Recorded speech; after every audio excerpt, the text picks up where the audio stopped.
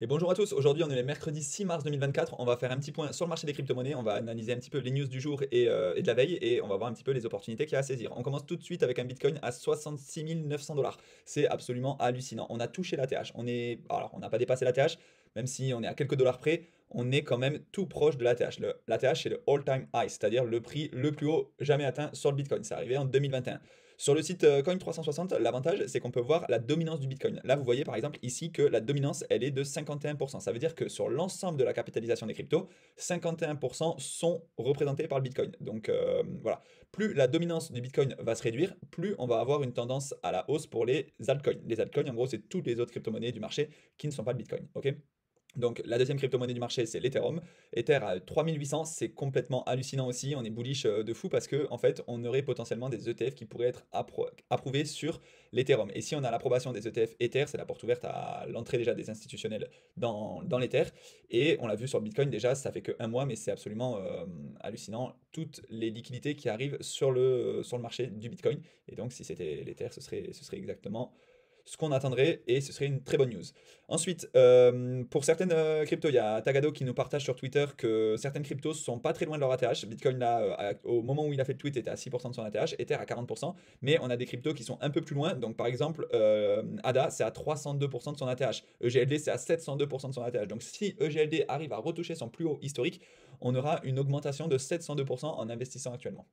C'est intéressant. Après, attention, il faut faire attention avec ce genre de news parce que si on regarde le top 10 aujourd'hui et qu'on regarde le top 10 pendant le précédent bull run et même en comparaison avec le bull run précédent aussi, généralement ça n'a rien à voir. Il y a des cryptos qui ne retouchent jamais leur ATH finalement. Là, on a quand même le BNB, le Solana, ADA Cardano, le Dogecoin, etc. qui étaient dans le top 10 au précédent bull run, mais ça ne veut pas dire qu'ils remonteront à leur ATH. Donc, il faut prendre des pincettes avec ce genre d'informations. Ensuite, on a mon Bitcoin et mon couteau qui nous partage pas mal de news intéressantes sur EGLD. Là, il nous partage donc les trois blockchains, non, pardon, le top 10 des blockchains qui ont été le plus actives au cours des 10 derniers mois au niveau des développeurs.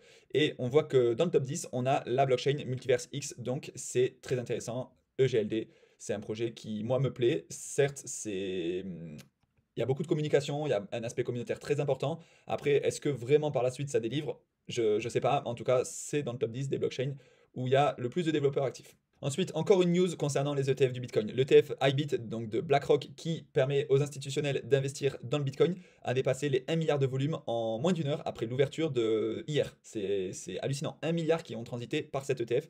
C'est fou. Ensuite, je voulais juste vous sensibiliser par rapport à une petite news qu'il y a eu hier. Il y a beaucoup de plateformes qui sont tombées en panne. YouTube, Instagram, Meta, Messenger. Et surtout quand on voit Instagram, Meta, Messenger, en fait, c'est le même groupe. C'est intéressant d'investir sur ce genre d'entreprise. Mais par contre, à partir du moment où c'est ultra centralisé, s'il y en a une qui tombe en panne, vous voyez, il y a tout qui tombe en panne. Donc, c'est quand même intéressant de se diriger vers le Web3, vers la décentralisation. Et pour ça, les cryptos peuvent être très, très, très intéressantes plutôt qu'avoir toutes ces données centralisées au même endroit. Ça peut faire parfois un petit peu peur, et notamment quand on peut avoir des crashs comme ça. Alors là, c'est des réseaux sociaux, c'est pas non plus dramatique, mais ça peut être problématique lorsqu'il s'agit des finances personnelles. Ensuite, on a quelqu'un qui nous partage que là, actuellement, il n'est pas investi dans le marché des crypto-monnaies. La sécurité avant tout, je regrette rien. Et effectivement, des fois, c'est pas non plus dramatique de ne pas être investi dans le marché des crypto-monnaies. Si vous regardez cette vidéo, généralement, c'est parce que vous êtes intéressé, vous voulez investir. Mais en fait, moi, je me suis rendu compte au précédent bull run que parfois, il y avait un niveau de risque que j'étais pas prêt à prendre. Donc, je me suis plutôt dirigé vers le marché classique, vers les actions, vers la bourse. Et en fait, le marché des crypto-monnaies, c'est quand même hyper éprouvant. C'est très, très, très volatile. Certes, on peut avoir des gains hallucinants, mais c'est aussi parce qu'on peut avoir des risques énormes. Donc, c'est pas non plus dramatique si vous n'êtes pas à fond dedans, les gars. Faut relâcher un peu la pression. Je voulais aussi vous partager cette info. On a Solana qui est passé devant le BNB en termes de market cap. Bon, voilà, vous en faites ce que vous voulez. Après, on repassera une autre info de CoinMarketCap qui a dit que Solana, c'était la crypto la plus performante de l'année. Enfin, pas la plus performante, mais le top crypto de l'année. Voilà, en tout cas, sachez que maintenant, elle est passée devant. Est-ce que c'est toujours le cas?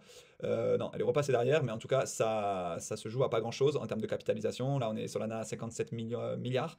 Et pour le BNB, on est à 63 milliards. Donc voilà. Les BRICS qui viennent d'annoncer un système de paiement basé sur la blockchain. C'est intéressant. Ils veulent un petit peu sortir de cette hégémonie du dollar. Les BRICS, c'est les pays émergents. Après, quoi qu'on en dise, au niveau politique, moi, je suis pas là pour faire de la politique.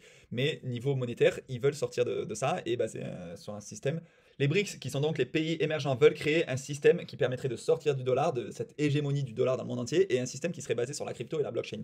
Intéressant, intéressant. Après, à voir un petit peu, parce qu'on a des régimes plutôt totalitaires, on va dire, et faut voir s'ils veulent se diriger plutôt vers des MNBC de banque centrale, ou plutôt vers un système complètement décentralisé, basé sur la blockchain. Donc, à étudier ça de très près, parce que ça pourrait être aussi un game changer pour le Web3. Ensuite, on va passer rapidement sur ça. Binance qui nous partage le prix du jour. Bitcoin à 67 000 dollars ce matin.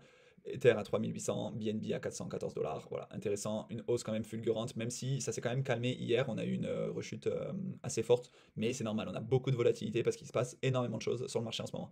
Tada, le projet dont je vous ai parlé, c'est développé par le frère de Asher, le William Simonin, qui propose un projet basé sur l'intelligence artificielle et la reconnaissance vocale. De plus en plus d'investisseurs, non pardon, de plus en plus de personnes sont en train d'utiliser cette application depuis 5 semaines. Donc c'est intéressant de voir qu'il y a des projets quand même qui continuent de construire. Ensuite, l'action BlackRock. Vous savez, BlackRock, c'est un gestionnaire d'actifs, c'est un émetteur d'ETF. L'action BlackRock a performé de 96% sur les 5 dernières années et le dividende a augmenté de 11% par an. Donc BlackRock, ça nous permet d'investir dans les ETF, mais eux en même temps ils génèrent des frais quand même hallucinants. Vu le volume qu'ils traitent, forcément ils génèrent beaucoup de bénéfices. Et bien on peut investir sur cette société et on peut percevoir leurs dividendes. Donc si vous voulez prendre un petit peu des actions BlackRock, ça peut être intéressant. Après attention, c'est pas du tout un conseil en investissement, il y a plein de choses à analyser, mais en tout cas on voit que l'action a performé de près de 100% sur les 5 dernières années. Près de 100%, ça veut dire on a doublé son investissement. En 24 heures, 7368 Ethers ont été burn. Depuis la dernière mise à jour de l'Ether, en fait la supply est en train de diminuer, c'est-à-dire le nombre d'Ethers en circulation est en train de diminuer. Et en même temps sur le Bitcoin, on a 900 Bitcoins qui ont été émis. Après c'est pas comparable, l'Ether et le Bitcoin c'est quand même deux choses complètement différentes. Le Bitcoin, on sait qu'on n'en aura jamais plus de 21 millions. C'est acté dans le code de la blockchain. Bitcoin, on n'en aura jamais plus que 21 millions, même si tous les mineurs permettent d'émettre de nouveaux blocs. Maintenant, cette émission de nouveaux blocs, de nouveaux bitcoins, pardon, à chaque validation d'un bloc, elle est réduite tous les 4 ans avec ce qu'on appelle le halving qui arrive très très bientôt. D'ailleurs, le halving, c'est marqué sur CoinMarketCap. Normalement, il arrive, alors c'est marqué où, c'est marqué où?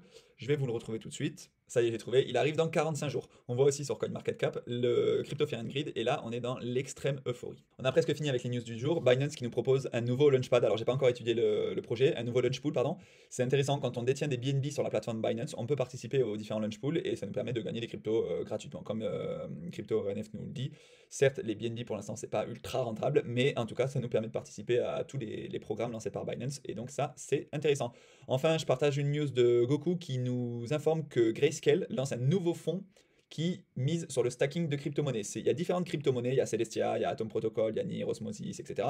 Le Solana, mais alors c'est pas du tout un conseil en investissement, mais c'est des cryptos que Grayscale juge intéressantes. Grayscale, pour rappel, c'est ceux qui ont émis le GBTC avant que tous les ETF soient acceptés sur le Bitcoin.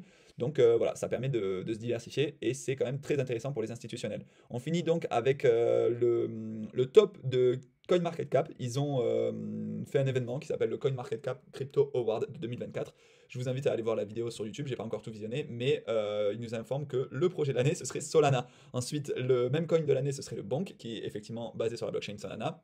Et le projet crypto le plus innovant, ce serait Celestia. Voilà. Et on va finir aujourd'hui avec deux news extrêmement bullish. BlackRock a rajouté 12 600 bitcoins à son ETF lors de la chute d'hier. Hier, le bitcoin a un petit peu chuté. BlackRock, ils en ont profité pour acheter, Effectivement, il y a beaucoup de clients qui sont intéressés. Et là, BlackRock, ils détiennent désormais 183 000 bitcoins. C'est énorme, c'est hallucinant. Et ils se rapprochent de MicroStrategy. Mais MicroStrategy, ça fait des années qu'ils investissent dans le bitcoin. Michael Saylor, il a 193 000 bitcoins dans la trésorerie de son entreprise. C'est hallucinant. Mais là, BlackRock, en quelques semaines, ils arrivent à gérer autant de bitcoins. C'est ouf. C'est pour ça que aussi le prix a énormément augmenté. Dernière news bullish, ce serait le Sénat de l'Arizona, un État des États-Unis, qui envisage d'ajouter des ETF Bitcoin au portefeuille de retraite de l'État. En gros, les fonds de pension peuvent miser sur différents actifs, et là, ce serait un projet de loi pour investir directement sur l'ETF Bitcoin qui est proposé par BlackRock, donc, ou BlackRock ou les autres. Hein. Donc c'est encore une fois une news bullish parce que la majorité des retraités dans cet État pourraient percevoir en fait un rendement qui serait en partie euh, permis grâce au Bitcoin. Voilà, très très intéressant. Si vous voulez en savoir plus un petit peu sur l'investissement crypto, alors aujourd'hui on s'est un petit peu perdu, il y avait beaucoup de news, mais si vous voulez que je fasse des vidéos précises sur un sujet, sur comment investir, sur comment stacker ses cryptos, etc., n'hésitez pas à me le dire dans les commentaires. Je me ferai un plaisir de vous faire ces vidéos et on se retrouve très bientôt pour une prochaine vidéo.